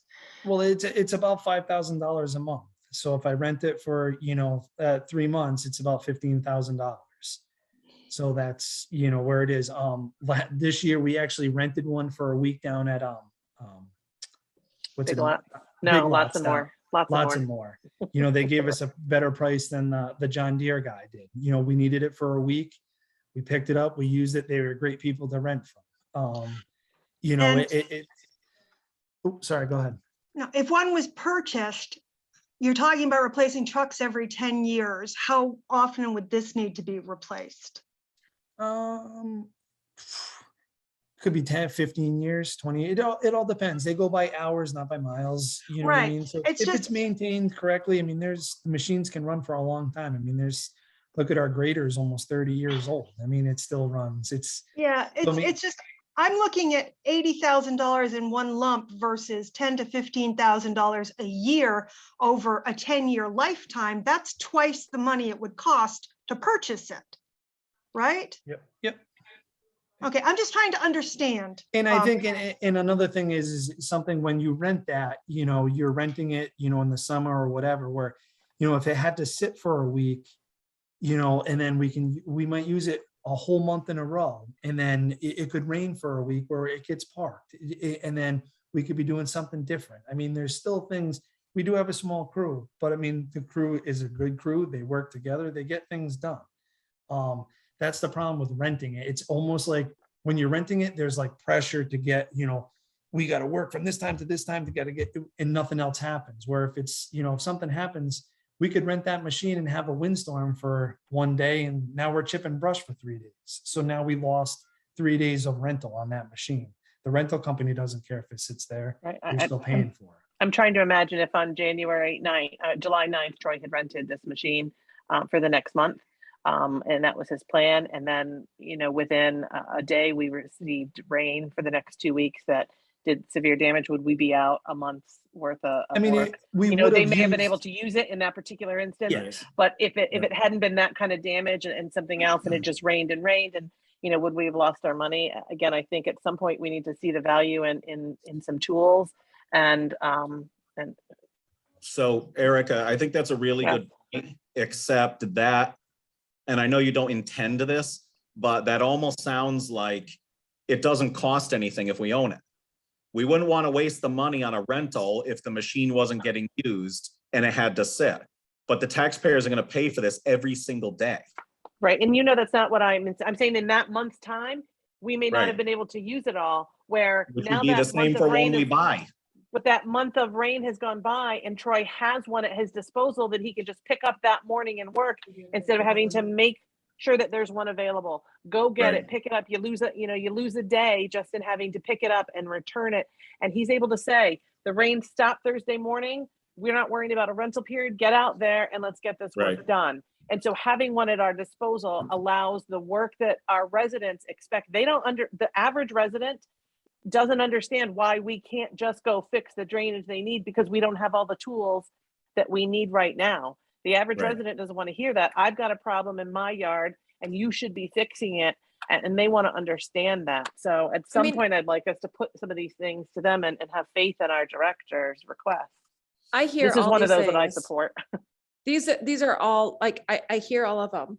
I just, again, not to sound like a broken record, but I run a farm. There are a lot of tools, a lot of like gadgets I would love to have. I would love to have them. We can't own them, so we have to rent them. And so we have to rent them when the weather, the time, everything falls into alignment so we can go ahead and rent them. It just seems, again, the broken record thing. If we have projects that have been haunting us since the 90s, why are we not paying attention to those? And we're looking at things that we could rent in terms of a like short-term gap to fill that thing. Troy, you said you have rented this year? Yeah, next- we did. We rented, right before the winter time, we rented for a week. We did the culvert on Marco Road. So we did that. Okay. Yeah. Okay, because that's one of the things the last 2 years I've been saying is try to help us by bringing back some information about how you've put a machine to use. That's why we put money in your budget in Board of Finance for rental, because the Yeah, whole we, be able to, and I know you can't completely agree with all these planning challenges, but that's, I guess what I'm hoping is in the next, as we figure this out, that you have a way to say, listen, this is how we did use it, the little bit we were able to. Or if you, again, as we've talked about in the past 2 years, if you're telling me you can do Village Hill Drainage Project and with the excavator, and that's going to save us hiring the contractor, that's important. That may be tens of thousands of dollars saved, maybe. absolutely. I mean, there's multiple projects. I mean, the bottom of Fisher Hill there, where it kind of goes up around once you start going up the big hill. If Yeah. we had an excavator, we could widen that out. You're digging the edge of the road out. You're going to put some Yeah. process in there, gravel, pave it, and be Yeah. done. And then we can chip seal that road and be done for another 7-8 years before we do anything else to that road. We did the drainage on the end of it the previous year. We put an under drain all the way up. There hasn't been any water issues in the last 2 years there. There's, Right. that's. And that the would thing. ice over. And that Yeah, used to right, ice over. exactly. Yep. That's, so there's endless projects. I mean, I can give you 50 projects off the top of my head that we could do it, with. It's the planning and what it is. It's at my disposal, just like the dump truck is, the payloader is, or whatnot. Right. Wednesdays, the backhoe goes to the transfer station. So Yep. now Wednesday, I don't have a back, that goes to the transfer station. If I had an excavator, we could be doing something different on the road, you know, it's planning. Yeah, it is. That's, you know, I know everybody wants everything, but I think this is a valuable tool. I mean, Ashford, they have one, they bought a big Volvo on wheels, $180,000 machine. That's what they bought. You know what I mean? And we're asking for an $80,000 machine. Their town size is the same size. Right. That's, Right. Well, just so you don't feel like you're being picked on, Troy, I'm sure you know that last year I told the fire departments, which I'm involved with, that I thought the planning wasn't good enough. And they have an SUV with holes rusting in the roof of it. And I suggested they not buy a new one last year. It's not because I'm trying to be difficult for anybody. It's because when we sit down at Board of Finance in the end of March and into April, we have to find these dollars. It gets really, you know, and we get heat from the taxpayers, obviously. And so it's a challenge to figure out how to pay for a lot of capital for one department. oh, absolutely. I mean, for one department, but this department takes care of the whole town, basically. And the fire department does too, but there's Yep. still, you know what I mean? It's two totally different things. You know what I mean? That's Right, but it all is. comes down to mill rate. It all- Right, exactly. You know what I Taxpayers, mean? But that's, Yep. it's, you know, it's, All right, I think we beat this poor excavator. We'll be talking more about it. So I'll move on. You've got two left, Troy, and then we'll set you free for the night. Liska Road, replacement of Liska Road culverts. yeah, Liska Road, this has been a problem over the years. It washed out in 2005. It washed out this year. We fixed it and basically it's a project that should be fixed. I mean, in the $900,000, it's probably gonna cost more than that. I mean, it's one of those things where it probably should be bonded out just like Schofield Road. You know, if that does wash out completely, those people are trapped in there. There is a road that goes in the back. It hasn't been maintained in years, but it's one of those things. It goes through I think it a cuts private through piece of property that piece of we'd have to property. get Yeah, a way for them to have out. Troy, if I recall, this originally came onto our plan at $750,000. So we can already see the impact of increasing Yeah. costs Mm. at this point. And we saw very quickly this summer when that bridge went down, there's no way out for those residents. And that this is something we definitely need to and we move put in, forward on. you know, this year to do the engineering. Carl did some engineering on it and he said he would do it. He would feel comfortable doing it, you know, this year and do it, but it's one of those things that's, you know, over time, eventually something will happen. I mean, it's just like anything else. I mean, hopefully we don't get those big storms like we did last year or this year, but. And Carrie, like we've been harping on the other two. I don't want Liska Road to become the project, you know, of the 2000s that, you know, 30 years from now, someone saying, why this came on in 2018. Why are we still talking about it in 2050? So I think all these road projects need some action from us, and that could be costly to taxpayers, but, you know, So want them to understand that our infrastructure is critical and we take it seriously, but I think that may involve some bonding. I keep hearing a couple times having things bonded out. Again, I am so dumb. So if someone could explain to me what that means versus having something brought to the CIP, that would be You win, very Mike. helpful. Can I take that one? You So bet I you think can. that's an excellent question, Carrie, and all it really means is we would take a loan. That's really all it means. And so a lot of discussion last year on this exact topic with all these road projects and the magnitude of these projects, that there really was the possibility we were going to have to look at something that we might call a municipal bonding project or something like that, or municipal projects bonding, that we would take, you know, Liska, Village Hill, Schofield, all of those and put them together in a package. Fire departments are looking for money for new fire stations. Both the fire stations all three of the fire stations are aging structures. You know, and then there's also the discussion about the town building a school and bonding for that. All that means is a loan. And so it would allow us to spread out payments, just like we're paying for the town library right now. That was bonded over, I think, a 20-year bonding package. And it started off first payments were very high. They were like $300,000 a year or something. And the payments shrink down over the 20-year period. And that basically allows us, instead of having to come up with, say, $3 or $4 or $5 million for road projects in the 5-year plan, we would instead have to account for maybe $500,000 a year in payments, but get all those projects done. It's really just financing. So how do you move a project from this committee into a bonding, which is obviously a town vote situation? Typically, this CIP process over these next few weeks will build a list of what we recommend to the town of work that should be done, or things that should be purchased. And year one is the critical year because that's the year the taxpayers will have to approve funding for coming up. Mhm. One, of course, will start July 1 of this year. Okay, If we're looking out into year 5 and we think all these road projects should be put together into a bonding package, as an example, this committee might recommend that in, say, year 4, we put all the projects together in year 4 and we bond the whole package. That gives us year 1 through 3 to do all the engineering and figure out the prices. And then in year 4, which would eventually become a year 1 when it catches up to us, we would have bonding for, just say, for example, $3 million to do roads. And it would basically go out probably to bid as, it might even go out as one big project to do roads. You know, there would be a lot of debate between now and then, but that's how it would work. It would come into a package, get recommended, it would go to Board of Finance, go to the taxpayers, and eventually it would come time for the taxpayers to actually approve the bonding. And then we'd borrow the money and do the work.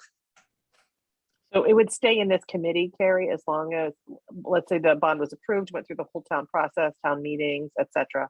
And then every year that bond payment would be part of our CIP plan, because every year we have to plan for how we were going to pay for the bond. So we'd start with paying our debts we know about, and then all of the new requests.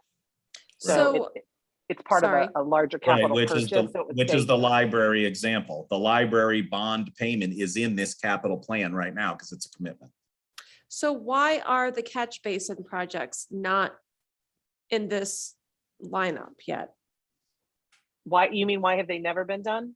Yeah, Because at some point, CIP committees that included us and before us moved them out to year 5, so they never made their way back up to year 1. They keep getting stuck in this perpetual, we can't really afford it, so we'll push off. We'll keep it in the plan because we know we need to do it, but it never makes its way to year 1 where we actually move forward with it. And I really want to see us find a way to actually move forward with those projects. And so a when lot I, of things are, we're going to wait till we're done paying for the senior center. We're going to wait till we get done paying for the library so that we only have one bond at a time. And every time you do that, something else a little bit more important bubbles to the top. And these road projects that I think we all agree are really important, just keep sitting on this plan and never moving forward. And we need to try to break that cycle. so that spreadsheet that has year 1, 2, 3, 4, 5, that's not set in stone. That's just very fluid and you can play with Year it one and is. things. Year 1 is Year set. 1 is Year 1 is set, but everything else is just planning. glitter in the air, whatever we Yes, can 'cause do. And the It's a idea little is that more everything serious moves than that, forward. but yeah. But yes, Carrie, because now everything we had in year 2 last year is Mhm. still there. And then Mhm. people are putting in new requests for this year. So now you have to balance what we had there versus all of the new things. And how can we put all that together? So, So something doesn't make it onto the plan, it gets pushed off in an off year. so someone could have gotten yes funding in year 1. Mhm. And then here we are in year 3 and oops, you don't get that funding. No, if it's in year 1, you get it, it's done. That's in the current fiscal year, it's actual budget and it moves forward. But this year's, so the current plan we worked on last year and went to town meeting was agreed upon. Right now, it's in, if you were in year 3 last year, it's in our year 2, but we could reconfigure based on the new request and go, I don't think this is really more important. This that came up is going to be more important than that, and we'll push something off. So unless it's in year 1, in the next year's plan, it's just a plan and it can get moved around again. The idea is that Okay. everything would progress through, but that's assuming Sure. something new doesn't ever come up.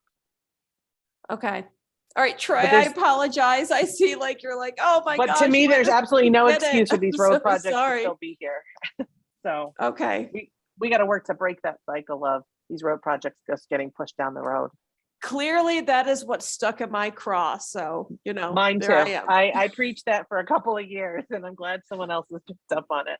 All right. All I'm right, gonna Troy, put you have myself on one mute. last request Yep. before us, and that's the street sweeper. So go for it. Here we go, one more. Okay, so basically the street sweeper, when I first started, they had purchased a new used street sweeper for $5,000.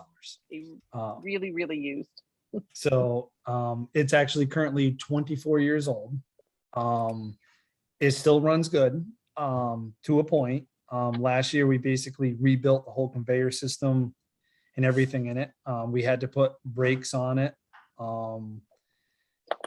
We had to do some work to it. We're using currently more salt than we ever have. So it's lessening, the sweeping time. But the sweeper is really starting to show its age. I put in for, next year, looking forward, $100,000 for a 2015 or newer. It doesn't mean that we can't find one that's, another town's getting rid of. That could be, a 2000 or 2005, but it's still, it is, we do sweep. We are required by the state with MS4 to sweep. It's one of those things where we're going to need a new one sooner than later. Or a new What does the new one go for, Troy? about Just for comparison. 285,000. Okay. That's like what we have, the 3-wheel sweeper, the broom bear, like the truck mounted ones, like the state has, you're looking at about 315,000. I don't believe. I just want to be we able to need- compare the $100,000 request to what Yeah, something new would cost us. I don't believe we need a new sweeper, like a brand new one. I don't think, for the 3 months a year that you use it. But I think something, $100,000 will get you a fairly decent sweeper versus the $5,000 sweeper that we have currently now. Right. Currently, we have the lot SIP project moving forward, and that's the sidewalk project, 32 from Hall School to the Mills. Could this sweeper take care of the sidewalks there as well? What do you mean by? So if they had to like- be cleaned up, right? Could this sweeper only be used on the road, or would it have any use on those new sidewalks that are put in? I'm You just couldn't curious. put it up on the suite. You couldn't Okay. put it up on the Put it up on the- sidewalk. It would, okay. if you could blow the stuff off and put it into the road, that's where it would be used. But you couldn't physically put Well, it on the sidewalk. So that's a no, because we can't really we're not sweeping Route 32. Exactly. There you go. Okay. Right. That's a hard no. So, okay, thank you. So, Any questions about the street sweeper? All right, Troy, thank you. Troy, Alright, thank you. I'm alright. sorry you get so much hard time. You're just really expensive. exactly. That's it. I just like to spend your money, Mike. That's all. So that's. I was so quiet last year, so this year I figured I would just pile on. So thank you, Troy. No problem. You're welcome. Any other questions? Feel free to call me. You can call me at the garage anytime or stop by and visit at the garage if you want to talk about something else that we didn't talk about tonight or whatever. Phone's always on, so feel free. All right, All right. thank you. Okay. I'm leaving. Have a good night. If Have a there's good no more night. Questions? Bye. Bye. All right, so we'll move on to item H, which is the assessor submittals. So you'll see a submittal for reval, and we do a reval every 5 years as mandated by the state. And so 2023 is when our next reval will be. It was 2028. So we put some funds aside in 22-23, which is year 1 of this plan, and then year 2 of this plan, 23-24, because the process falls over 2 fiscal years. And so every year you've seen the $30,000 and $27,000 request put aside so that we have funds for next spring to begin the reval process. So we'll contract early, and then they'll do the work in 2023. Our last reval was in 2018. So, and that's used to equalize the town's grand list. Mike?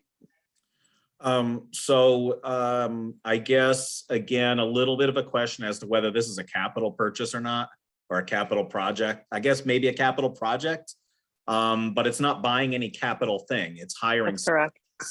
And so I wonder, and obviously it would look crazy for the assessor's office to have a giant jump in their operating budget for this. Mhm. I'm just not sure it's a capital thing, but in the meantime, it wouldn't hurt if the description was a little more meaty. The description is pretty thin. I mean, it doesn't even say we're gonna hire a contractor to do this. It just says we need $60,000 for revaluation. So it wouldn't hurt if they said like, what happens? We hire a contractor, they drive around town, they look at things or whatever. I don't actually know how reval is done. Okay, So maybe just a little more information would be great, but this is a thing that needs to get done. I mean, it's a legal requirement. We have to do it. right. So, and I think I believe there was a time when our current assessor, Walter Topliff, came to us and said, look, we could be doing a little bit each year instead of asking for a big lump sum so that we're building up this fund. And then but it's building up a fund. So that's why we don't put it into the operating expense. Because then you would see every 2 years, either in 1 year, you need it in 2 years. So you'd see a $30,000 jump, a $27,000 jump, and then everything would go back down.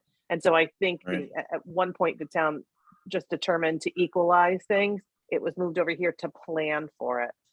Okay. And that's why it's here, but I'm with you. It's kind of like, the It's things kind that of an are in the school operational budget. expense. Yeah. Yes, yeah, Um, but it's such a large operational Right. expense, the best way to plan for it. Any questions regarding that request? All right, I'll move on to selectmen submittals. The first one is the floors in the common room to the upstairs. Oh, I don't know if Carrie was talking to us now. Okay, the upstairs, it's okay. I could see lips moving, you just didn't know. The upstairs common room floor, asking to replace the flooring and actually overlay over what's there. And Public Works would be able to install a floor that would go over that.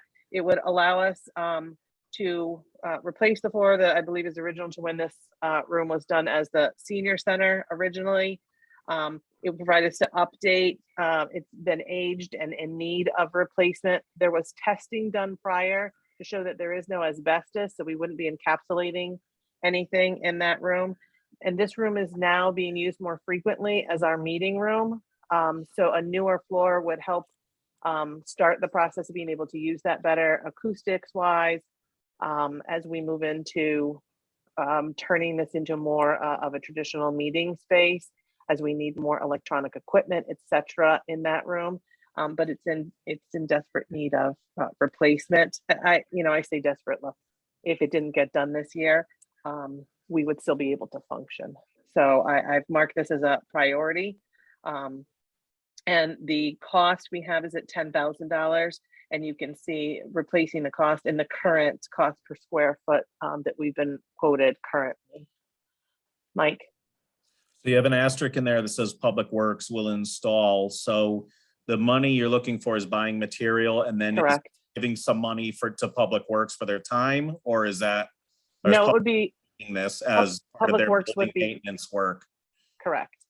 So they would Okay. be able to do the work to install it, and the cost is for purchasing Yeah. the flooring itself Are- and all the. Are we open losing source. a lot of time on Public Works labor? So I asked Troy, and he said this might be one of those things, on a snowy week where, they can't do a lot of things out there, and, a really rainy week where they couldn't do things. So it takes some planning on their part, Yeah. and again, not being a priority, but they think they could get it done within a week. So there would be some waiting for it to be done.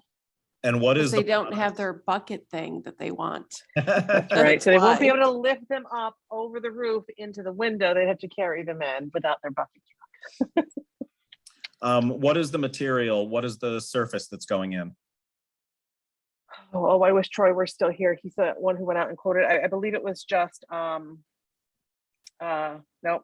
flooring, tongue and groove commercial grade, like laminate flooring. I believe it was more laminate, So it's like a not laminate? carpet. Yeah. Yes. Okay.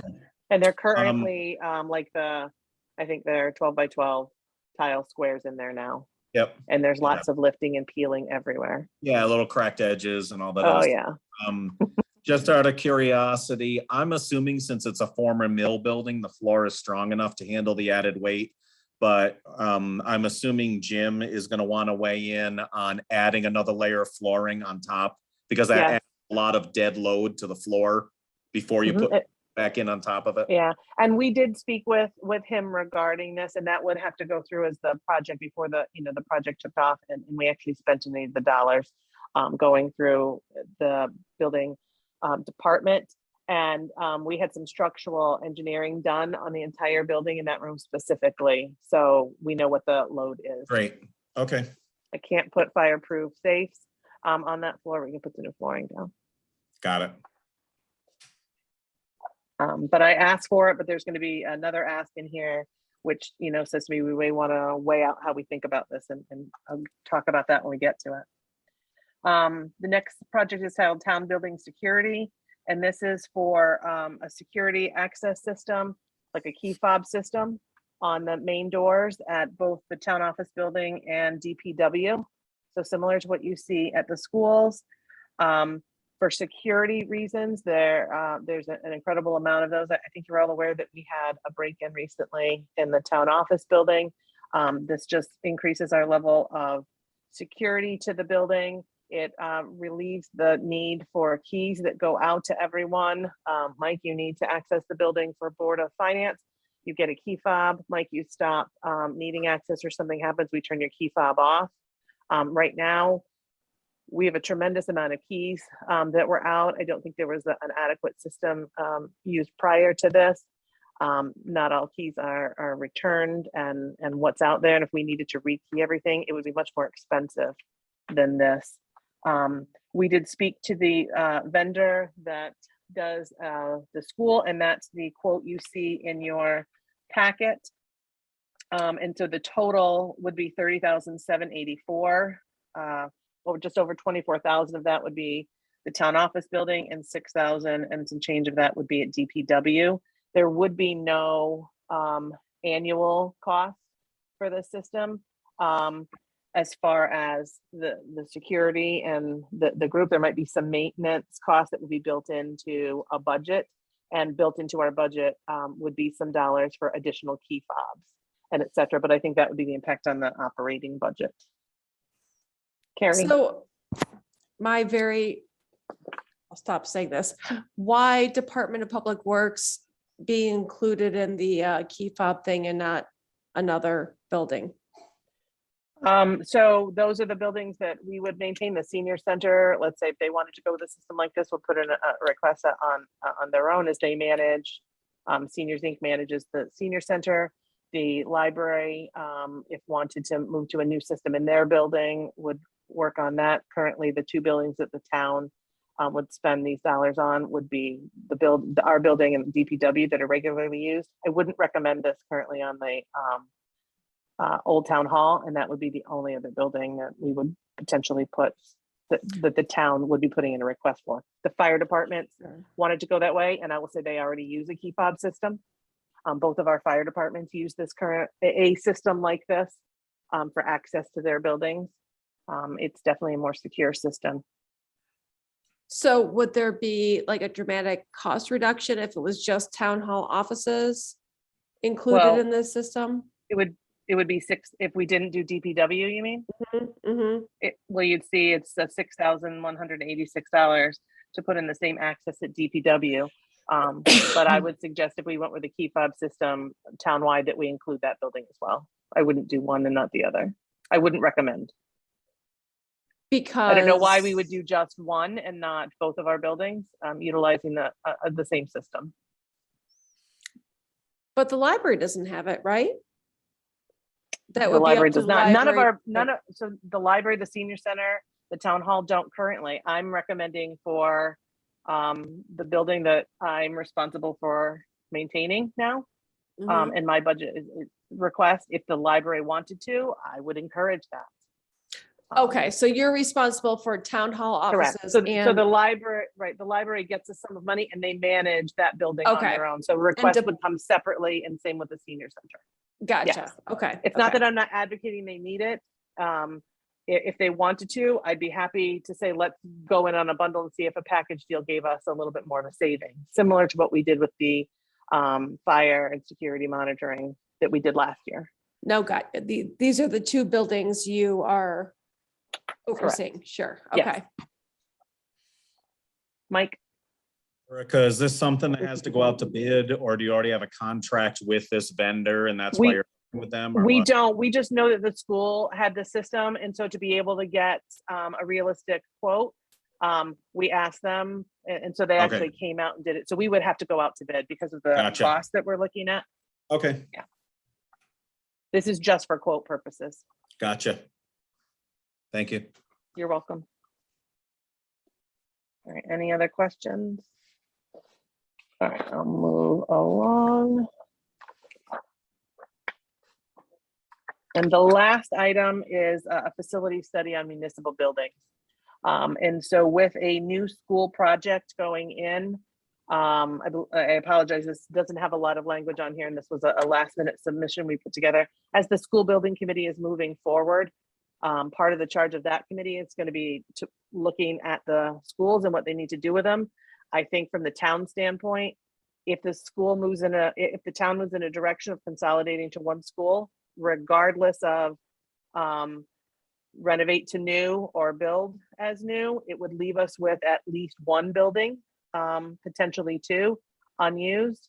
And we would need a facility study to make sure we are best using all of the spaces that we have in town, and how we could reuse that. So I'm suggesting that we look at in year 2, and I'm trying to coincide with the timeframe the school is working on, that we put some money into a facility study for all of our municipal buildings. Repurposing one of those buildings could be town office space, could be one of the uses that comes out of that, which is why my first ask for flooring may be something that this committee says, look, if we think we're going to move in a different direction with buildings, maybe we hold off on putting some pretty things into another building. So am I wrong? The Hall School, we don't own it. The town, we being the town, we don't own it. We rent it. No, And so should we, the town, decide to not have a school there anymore, that building would revert to someone else, right? It wouldn't be the town. so currently the town owns the building. The deed says that if the town stops using it as a school, it would revert to the Hall Foundation. And there's an ongoing discussion about discussing with the Hall Foundation whether or not that would look different if for any reason that building weren't used as a school. So no decision has been made on what building would or would not be used. So that would be part of the overall discussion there. So it is possible that there could come to some terms between the foundation and the town, and it still stay with the town. That remains to be seen. That's a big unknown question. And if it weren't being used and it did not belong to the town, it would not be part of a facility study. But if it does, we'd want to have a bigger discussion about how we were going to utilize all of the buildings we have in town and how we're going to maintain them at the same time.